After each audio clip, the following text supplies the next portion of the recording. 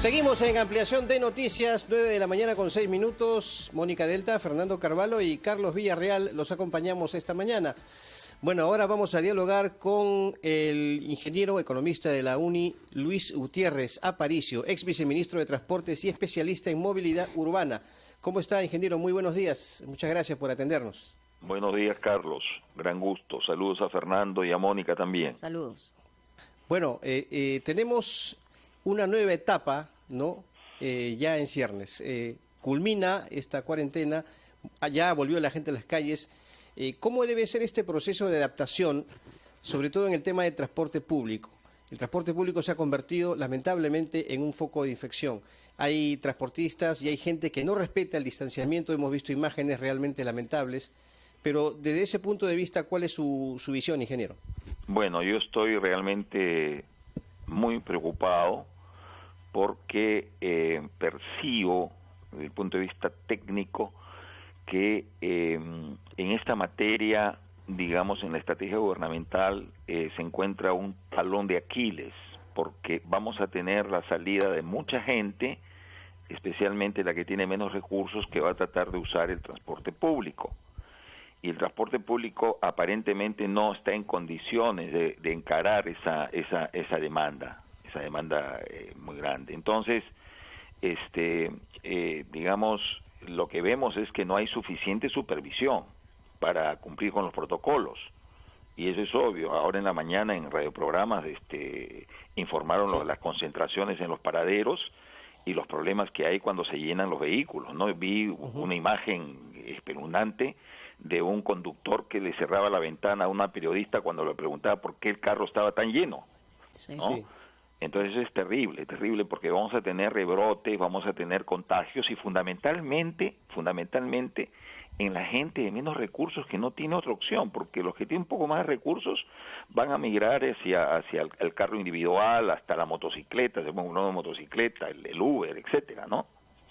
Ingeniero, ¿qué tal? Muy buenos días. ¿Qué tal, Mónica? Usted habla de estrategia gubernamental.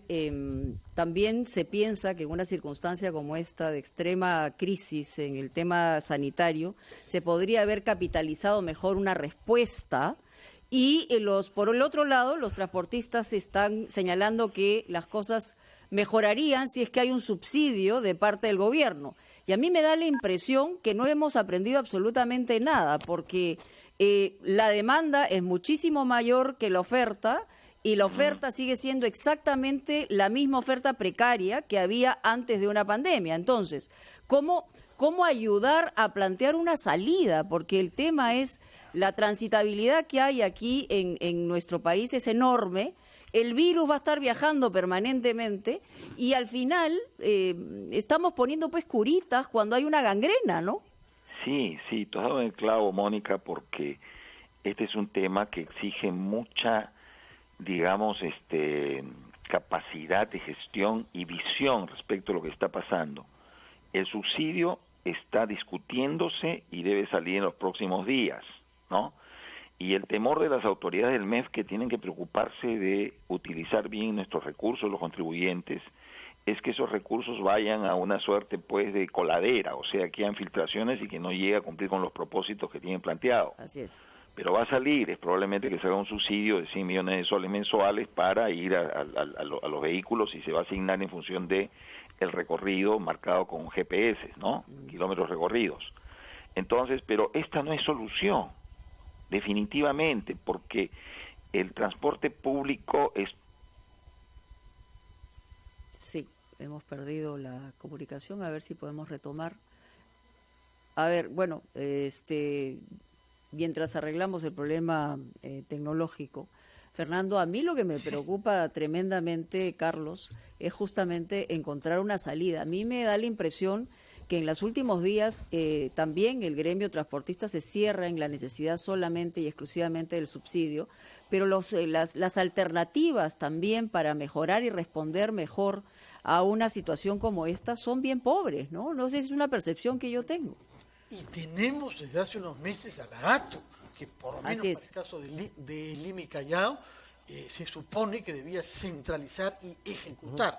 Este problema se plantea en todas las ciudades grandes del Perú, no es específico de nuestra capital, nuestra zona metropolitana. El ingeniero Gutiérrez viene diciéndonos que lo que se ha planteado no es la solución, pero la solución, sabíamos, está en invertir más en el metro. Hay varias líneas de metro previstas que no avanzan. ¿Por qué no avanzan? Se postergan años y años y años. Se nos ha anunciado que todo el centro de Lima iba a ser objeto de unas estaciones subterráneas enormes, no se les ve aparecer, y sin embargo en el caso de la línea 2, los trenes que se van a usar para ese metro ya llegaron y están ahí y no tienen rieles a dónde funcionar. Es decir, se han diseñado las cosas con una irracionalidad que uno quisiera preguntar, ¿qué pasa con el metro, que es la forma moderna de transporte, sin usar carburante y sin poner en riesgo a quienes andan por las calles? Además, Fernando, Mónica, no hay que olvidar que en el tema, por ejemplo, del metropolitano, que es otra opción importante en el transporte público, la oferta es insuficiente, la cantidad de vehículos que conforman el sistema metropolitano es insuficiente. Hay mucha gente que no puede optar, ¿no? Y tiene que irse, evidentemente, al transporte informal.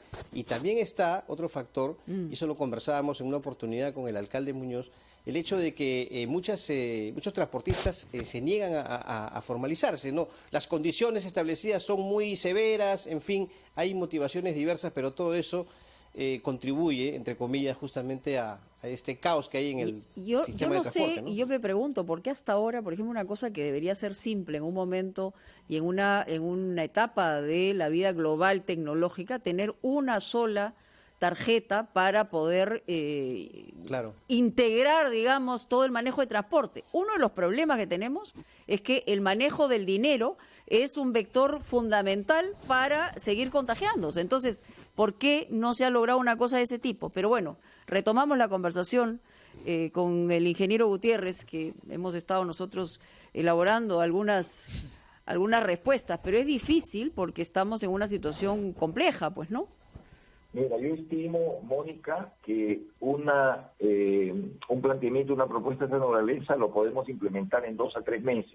Ajá. Entonces podemos utilizar temporalmente el subsidio que ya se está decidiendo por el lado de la oferta a los proveedores, con todas las complicaciones que tiene, temporalmente por 2 a 3 meses, para, digamos, a menguar el impacto, pero al mismo tiempo debemos echar a caminar con un equipo técnico experimentado. Yo he tenido la oportunidad de entrar en contacto con los expertos a nivel internacional, con los cuales yo he estado trabajando los últimos 10, 15 años, y he recogido información respecto de esta experiencia en Brasil del año pasado, con validadores. Mira, lo que se hace es que cada vehículo tendría un validador, así como esos validadores que se usan en las tiendas, ¿no es cierto?, comerciales, y entonces que se hacen el chequeo con tarjetas sin contacto, similar a la tarjeta que se usa en el metro. Entonces esos validadores se instalan en cada vehículo, y esa inversión la haría el Estado a través de un contrato de gobierno a gobierno. He tomado contacto con empresas de Corea también. Es interesante, Mónica, mencionar que hay empresas, aparte del metro, el metropolitano, hay empresas en los corredores y en el transporte convencional que ya están usando tarjetas sin contacto. Por ejemplo... ¿Y eso sería rápido de implementar en una situación como esta? Sí, totalmente. La cuestión es, en primer lugar, entender que esta es la prioridad. O sea, yo quiero dirigirme al ingeniero Vizcarra diciéndole: ingeniero, usted es ingeniero y tiene que entender de que la prioridad ingenieril de hacer esta implementación en la era del conocimiento y de que el Perú, saliendo de esta pandemia, salga adelante con una propuesta de informatización, de digitalización del transporte público. Entonces vamos a tener un timón para hacer todas las correcciones en esta materia. Tenemos 25.000... Pero eso tengo entendido que es para más adelante. Usted nos ha hablado de un plan provisional de 2 o 3 meses. ¿Qué es lo que prevedería usted para esos 2 o 3 meses? Porque hablar sobre digitalización es un poco precipitado ahora, ¿no? Ya con una tarjeta nos damos por bien servidos. Pero ¿qué hacer para que durante los 2 o 3 meses el transporte público no dispare otra vez las cifras de coronavirus? Mire, en primer lugar, en primer lugar, hay que fortalecer la fiscalización, ¿ya? Y la ATU debería de reforzar todo el proceso de capacitación a partir de los convenios que está haciendo con las municipalidades para multiplicar su equipo, que ahora son de 120 supervisores, multiplicarlos por lo menos para contar con unos 1000 supervisores que conjuntamente con la policía cuiden de que el transporte público cumpla con los protocolos en puntos estratégicos. Ya estamos viendo que los micros se van a otra posición para birlar al supervisor. Y entonces hay que tener un mecanismo de supervisión muy fuerte, ¿no es cierto? Al mismo tiempo, porque la gente desesperada que no tiene forma de movilizarse tiende a exponer su vida entrando a vehículos que le permiten ¿no es cierto? Y estar en contacto físico y perder el distanciamiento. Y eso es lo más peligroso en los próximos días. Y ese es un gran desafío que tiene la ATU, el gobierno, y obviamente la ciudadanía tiene poco que hacer en esa circunstancia, porque lo que tiene como oferta es lo que hay, como dicen los chicos. Así es, señora. Muy bien, muchísimas gracias, ingeniero Gutiérrez, por estar con nosotros aquí en Ampliación de Noticias. Tenemos que obligatoriamente ir a la pausa y regresamos con más aquí en RPP, La Voz del Perú.